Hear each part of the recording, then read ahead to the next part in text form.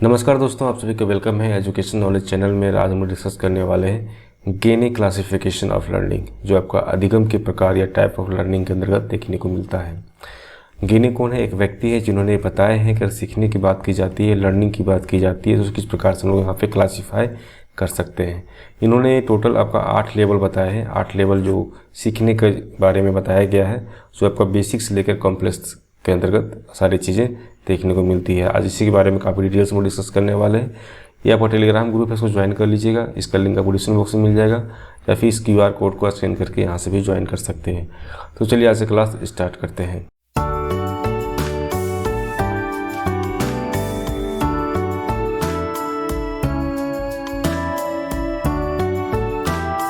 Video को like दीजिएगा और शेयर कीजिएगा अपने ग्रुप में। अभी तक सब्सक्राइब नहीं किए हैं तो सब्सक्राइब कर लीजिएगा। तो अधिगम के प्रकार या फिर टाइप ऑफ लर्निंग के अंतर्गत क्या होता है कि गेनी क्लासिफिकेशन देखने को मिलेगा, है ना। गेनी ने अपने आधार पे ये बताए हैं कि अगर हम कोई चीज़ सीखना चाहते हैं तो उसको हम अगर लेवल में बांटना चाहते हैं कि कितने लेवल में बांट सकते हैं, तो इन्होंने टोटल 8 लेवल बताए हैं। और वो जो 8 लेवल है उसमें क्या बताया गया है कि आपको बेसिक से लेकर, है ना, बेसिक से लेकर किस प्रकार से उसमें कॉम्प्लेक्सिटी आती है, किस प्रकार से उसमें काफ़ी ज़्यादा जटिलता है वो देखने को मिलता है। इसके बारे में हम लोग डिस्कस कर रहे हैं। जो लेवल की बात की गई है यहाँ पे आप देख सकते हैं कि इसको लेवल इस प्रकार से मिलेगा, जिसमें कि आपको एक छोटा सा क्या है कि सिंपल लेवल यहाँ बताया गया है कि संकेत अधिगम की बात की गई है, सिग्नल लर्निंग की बात की गई है। वहीं दूसरा अगर बात करते हैं तो उद्दीपन अनुक्रिया अधिगम SR लर्निंग के बारे में बात की गई है। श्रृंखला अधिगम चेन लर्निंग के बारे में बात की गई है। शाब्दिक अधिगम वर्बल लर्निंग के बारे में बात की गई है। उसी प्रकार से यहाँ पे अधिगम की बात कर रहे हैं, मल्टीपल डिस्क्रिमिनेशन की बात कर रहे हैं, तो यहाँ पे देखने को मिलेगा। कॉन्सेप्ट लर्निंग की बात करें, प्रिंसिपल लर्निंग की बात करें, या प्रॉब्लम सॉल्विंग लर्निंग की बात करें, तो ये सारी चीज़ें क्या है कि जटिलता को दर्शा रहा है कि हम किस प्रकार से कोई चीज़ को सीखते हैं, तो सीखने में उसमें जटिलता किस प्रकार से देखने को मिलता है। तो इसी के बारे में काफ़ी डिटेल्स में डिस्कस करने वाले हैं, जिन्होंने बताया है कि सीखने का जो प्रकार है वो निम्न प्रकार से आपको देखने को मिलेगा। जिसमें से पहला पॉइंट क्या है, सांकेतिक सीखना या सिग्नल लर्निंग की बात करते हैं। इसमें ये बताया गया है कि कोई भी चीज़ को हम जब कोई चीज़ को सिखाना होता है तो सिखाने में क्या होता है, एक सिग्नल की बात होती है, एक संकेत देने की बात होती है। जैसे कि देख सकते हैं कि यहाँ पे एक कुत्ता है और यहाँ पे घंटी है। जैसे ही घंटी बजता है वैसे क्या होता है कि कुत्ते को पता चल जाता है कि मुझे भूख लगी है, मुझे खाना है। तो यह क्या होता है, एक सिग्नल के रूप में यह क्या है कि घंटी काम कर रहा है। जैसे ही घंटी बजा वैसे क्या होगा, कुत्ता तुरंत दौड़ के आ जाएगा खाना खाने के लिए। उसी प्रकार से कोई व्यक्ति जहाँ कहीं खड़ा है, कहीं पर कुछ काम कर रहा है, और जैसे ही बिजली कड़कता है वैसे क्या होता है, वहाँ से व्यक्ति वो भाग जाते हैं, वहाँ से जो बालक है या कोई व्यक्ति वहाँ से साइड हट जाते हैं। तो ये जो उद्दीपन है, उद्दीपन कैसा होता है, ये उद्दीपन आपका नेचुरल उद्दीपन होता है। ठीक है, आपका नेचुरल उद्दीपन होता है या फिर नेचुरल स्टिमुलस कहा जाता है, जिसके अंदर क्या देखने मिलता है कि बिजली की चमक देख कर ही क्या होते हैं कि जो काम करना बंद कर देना, ये भी क्या होता है, आपका सीखना ही कहलाता है। और खाने की घंटी बजने पर जो खुशी होना होता है वो भी क्या होता है, आपका सीखना ही कहलाता है। तो यहाँ पे बात की गई जो नेचुरल उद्दीपन होता है, जो नेचुरल उद्दीपन की बात कर रहे हैं या स्टिमुलस की बात करें, उद्दीपन है क्या, उद्दीपन क्या है, आप कोई भी चीज़ को करने के लिए आप मजबूर हो जाना। ठीक है, किसी काम को करने के लिए आप मजबूर हो जाते हैं, जैसे आपको भूख लगता है वैसे आप मजबूर हो जाते हैं खाना खाने के लिए। तो किसी प्रकार की क्रियाओं करने के लिए वो मजबूर हो जाना ही क्या होता है, आपका उद्दीपन कहलाता है। तो ये क्या होता है, नेचुरल उद्दीपन भी होता है, कुछ होता है आपका आर्टिफिशियल उद्दीपन भी होता है, जिसमें क्या होता है कि मानव द्वारा क्या होते हैं उस प्रकार का उद्दीपन तैयार किया जाता है, उस प्रकार के उद्दीपन को बनाया जाता है, स्टिमुलस को बनाया जाता है, जिसके बेस पे क्या होते हैं सारी चीज़ों को काम करवाना होता है।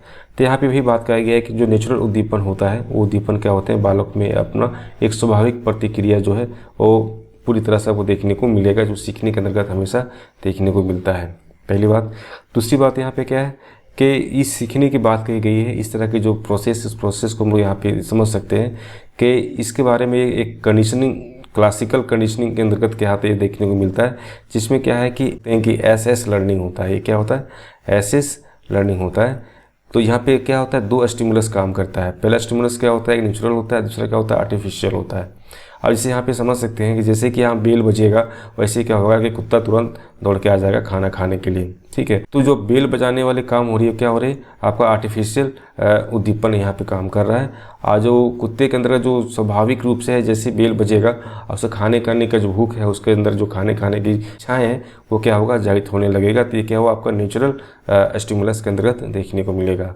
तो सारी चीज़ों को इस प्रकार से बताया गया है किसके द्वारा, इवन पावलोन के अनुसार ये चीज़ बताया गया है कि इन्होंने एक कंडीशनिंग की बात कही है जो आपका नाम है क्लासिकल कंडीशनिंग, जिसके अंतर्गत ये सारी चीज़ें आपको देखने को मिलेगा। पॉइंट नंबर 2 में दिया हुआ है कि उत्तेजना प्रतिक्रिया सीखना, स्टिमुलस रिस्पॉन्स लर्निंग, ये किस प्रकार से सीखा जाता है। बालक जब किसी उद्दीपन या फिर उत्तेजना के प्रति किसी ऐसी प्रतिक्रिया करना सीख लेता है जो सुखद होता है। ठीक है, जैसे एग्जाम्पल तौर पे यहाँ पे देख सकते हैं कि यहाँ पे कोई व्यक्ति, कोई बालक ऐसा है ना, उसको जब मोटिवेट करते हैं तो उसमें क्या होता है कि बहुत सारे काम करने के लिए वो तैयार हो जाता है। जब काम वो इस तरह से कर पाता है तो उसमें क्या होता है, आपको रिवॉर्ड उसमें दे देते हैं, और अगर काम नहीं कर पाता उसमें क्या करते हैं, उसमें पनिश करते हैं। तो यही बात कहा गया है कि अगर कोई उद्दीपन के अंतर्गत क्या फिर बोल सकते हैं उत्तेजना के प्रति जो है कुछ ऐसे रिस्पॉन्स या प्रतिक्रिया करने लगता है जिसमें क्या होता है कि उसको सुखद का अनुभव होने लगता है, उसको लगता है कि सारी चीज़ें अच्छी तरह से हो रही है और सीखने के लिए हमेशा अग्रसर होता है। तो इसी में नेक्स्ट पॉइंट आपको मिलता है कि स्किनर के द्वारा ये बताया गया है कि अगर इस तरह की चीज़ें जब होती है तो उसमें क्या होता है, आपका परिवर्तन अनुकूलन या फिर बोल सकते हैं ऑपरेंट कंडीशनिंग। इसी का दूसरा नाम होता है आपका इंस्ट्रूमेंटल लर्निंग, जो क्या होते हैं कि उत्तेजना प्रतिक्रिया सीखने का सुंदर सा एग्जाम्पल हो सकता है। जैसे कि यहाँ पे देख सकते हैं कि ऑपरेंट या फिर इंस्ट्रूमेंटल कंडीशनिंग की बात कर रहे हैं तो क्या होता है, उसके जो बिहेवियर्स होते हैं उसमें काफ़ी चेंजिंग देखने को मिलेगा।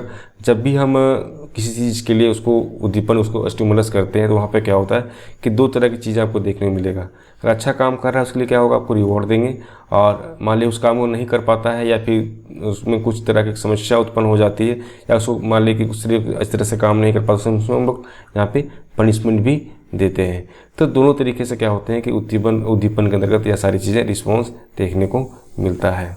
नेक्स्ट पॉइंट का हम बढ़ते हैं, चेन लर्निंग की बात करते हैं। चेन लर्निंग में क्या होता है कि कोई व्यक्ति जो है किसी चीज़ को करने के लिए हमेशा क्या होते हैं, उसमें एक श्रृंखला की तरह से काम होता है। ठीक है, तो अति उत्तेजन प्रतिक्रिया वाले जो होते हैं संबंधों के श्रृंखला को सीख लेते हैं। जो बच्चे हैं इसको मोटिवेट किया जाता है, जिसको बोल सकते हैं कि उसको भूख होती है सारी चीज़ों को करने के लिए, उसको मजबूर किया जाता है सारी चीज़ों को करने के लिए, उसमें क्या होता है सारी चीज़ों को वहाँ पे सीख लेता है। जैसे क्या होता है कि तबला बजाना सीखना या फिर साइकिल चलाना सीखना। यहाँ पे क्या है कि बच्चे, एक छोटा सा बच्चा है, उसको साइकिल चलने का बहुत इच्छा होता था, तो उसके जो फादर हैं वो क्या कर रहे हैं, उसको हेल्प कर रहे हैं साइकिल चलाने में। तो जो साइकिल चलाने का जो प्रोसेस यहाँ पे हो रहा है उसमें क्या होते हैं, एक बोल सकते हैं कि चेन लर्निंग के अंतर्गत आपको देखने को मिलेगा, क्योंकि साइकिल चलाने के लिए एक पूरा स्टेप होता है, सारे स्टेप को एक एक करके वहाँ पे बच्चे को सिखाया जा रहा है, जिसके बाद क्या होगा कि वहाँ पे वो बच्चे धीरे धीरे साइकिल चलाने के लिए सीख लेंगे। उसी प्रकार से देख सकते हैं कि यहाँ पे एक टीचर है जो क्या कर रहे हैं कि बच्चे को तबला सिखा रहे हैं। तो तबला सीखने का भी क्या होता है, एक प्रोसेस होता है, उस प्रोसेस में हर एक जितने भी पॉइंट है सारे पॉइंट एक दूसरे से कनेक्ट करके बात क्या होता है कि यहाँ पे तबला आराम से बजा सकेगा। तो ये सारे की सारी चीज़ें प्रोसेस जो हो रहा है वो क्या हो रहा है, आपका चेन लर्निंग के अंतर्गत ही देखने को मिलेगा, जिसमें क्या हो रहा है कि बच्चे को वहाँ मोटिवेट कर रहे हैं, बच्चे को वहाँ उत्तेजित कर रहे हैं वो सारी चीज़ों को करने के लिए, जो एक दूसरे से क्या होते हैं यहाँ पे संबंधित होते हैं। इस बात करते हैं पॉइंट नंबर 4 में, शाब्दिक अधिगम या वर्बल लर्निंग की यहाँ पे बात करते हैं। तो देख सकते हैं कि वर्बल लर्निंग की बात हो रही है, दैट मीन्स कह सकते हैं कि यहाँ पे बहुत सारे वर्बल चीज़ें आपको देखने मिलेगी, जैसे कि वहाँ पे अक्षर, शब्द या फिर चिन्ह या फिर आवाज़, इस तरह के बहुत सारी चीज़ें हैं जो एक मीनिंगफुल मैनर में आपको देखने को मिलेगा, जिससे क्या होगा कि बच्चे को बहुत आसानी तरह से किसी भी चीज़ को समझने में या फिर उसको प्रस्तुत करने की जो क्रिया होती है उस सब में निपुणता मिल जाती है। यहाँ एग्जाम्पल तो हम देख सकते हैं कि इस पिक्चर में बताया गया है कि सारे बच्चे को बताया गया है कि किस प्रकार से इस फ्रेम को बनाना है। जब इस फ्रेम को बनाने की बात होती है तो यहाँ पे बहुत सारी समझ की बात हो रही है, यहाँ बहुत सारे सिम्बल्स, यहाँ पे साउंड, यहाँ पे बहुत सारे सिम्बल्स हो गए, बहुत सारे वर्ड्स हो गए, है ना, ये सारी चीज़ें क्या होती है यहाँ पे एक दूसरे से कनेक्ट होते हुए सारी चीज़ों को समझाया जा रहा है। तो वर्बल लर्निंग में क्या होता है कि सारी चीज़ों को यहाँ पे हम लोग सारी चीज़ों को एक अच्छी तरह से मीनिंगफुल मैनर में क्या होते हैं सारी चीज़ों को समझाने की कोशिश करते हैं, और बच्चे क्या होते हैं सारी चीज़ों को समझने की भी कोशिश करते हैं। नेक्स्ट पॉइंट में आते हैं हम लोग। नेक्स्ट पॉइंट क्या दिया हुआ है, मल्टीपल डिस्क्रिमिनेशन लर्निंग। ठीक है, तो इसके अंदर क्या बताया गया है कि जो कोई भी व्यक्ति है ना, उसकी जो इच्छाएं होती है, उसके अनेक इच्छाएं होती है, जो भी अनेक इच्छाएं होती है उसके लिए क्या होते हैं, उसको उद्दीपन की तरह से काम करता है। उसकी जो इच्छाएं हैं वो इच्छाएं क्या करते हैं, उसके उद्दीपन की तरह से यहाँ काम करता है, क्योंकि जबकि आपकी इच्छा जब बढ़ जाती है तो वहाँ पे क्या होता है, आपका स्टिमुलस ऑटोमेटिक वहाँ पे काम करने लगता है। जैसे कि बात करते हैं यहाँ पे पहचानने की बात कर रहे हैं या फिर किसी के अनुसार एक रिस्पॉन्स करने की बात करते हैं, सारी चीज़ें क्या होते हैं ऑटोमेटिक वो सारी चीज़ों को सीख लेता है।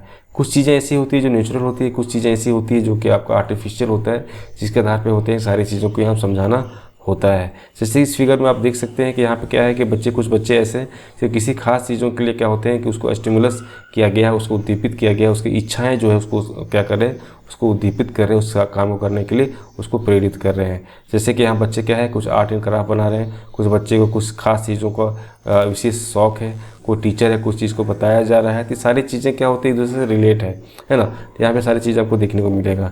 इसी चीज़ को जो बताया गया है, इस चीज़ को बताया गया किसी द्वारा, गाल्टन लर्निंग के अंतर्गत आपको सारी चीज़ें देखने को मिलेगा, जिसमें ये बताया गया है कि किस प्रकार से एक साथ में जो बच्चे हैं विभिन्न तरह की इच्छाएँ उसके अंदर डेवलप होता है और सारी चीज़ों को सीखने के लिए हमेशा अग्रसर होता है। इस पॉइंट में आते हम लोग कॉन्सेप्ट लर्निंग की बात करते हैं। तो अधिगम का जो तात्पर्य, जो लर्निंग की बात करते हैं, उसका जो मेन मकसद क्या होता है कि पूर्व अनुभव जो होते हैं है ना, या फिर जो प्रशिक्षण या फिर संज्ञानात्मक जो प्रतिक्रिया होती है उसके आधार पर क्या होते हैं कि उसके जो कॉन्सेप्ट है उस कॉन्सेप्ट का निर्माण करना होता है। तो बहुत सारे जो बच्चे होते हैं बहुत सारी चीज़ों को वहाँ पे सीखते हैं और सीखने के बाद वहाँ पे क्या होता है कि अपने जो प्रीवियस नॉलेज होते हैं उस प्रीवियस नॉलेज के बेस पे कुछ नए चीज़ों को वहाँ से बच्चे सीखने लगते हैं। ठीक है, तो ये सारी चीज़ें यहाँ पे देखने को मिलेगा। नेक्स्ट पॉइंट इसी में आता है कि किसी वस्तु की बात करते हैं, व्यक्ति की बात करते हैं या प्राणी या किसी घटना के संबंध की बात करते हैं, तो ये सामान्यीकृत विचार जो है ये मानसिक सामान्यीकृत विचार होता है या फिर बोल सकते हैं मानसिक बिंदु जो है वो हमेशा एक कॉन्सेप्ट कहा जा सकता है। कोई भी वस्तु, कोई भी व्यक्ति या किसी प्राणी या किसी घटना से संबंधित जो आपका सामान्यीकृत विचार जो होता है, आपका जो नेचुरल आपका उसमें सोच जो होती है ना, एक मानसिक लेवल पर वो सारी चीज़ों को आप जो समझते हैं वो क्या है, आपका कॉन्सेप्ट है। कोई व्यक्ति जहाँ पे जाता है जिस तरह की चीज़ों को देखता है उसी प्रकार से उसका जो है कॉन्सेप्ट वहाँ पे डेवलप हो जाता है, वही बात यहाँ पे कहा गया है।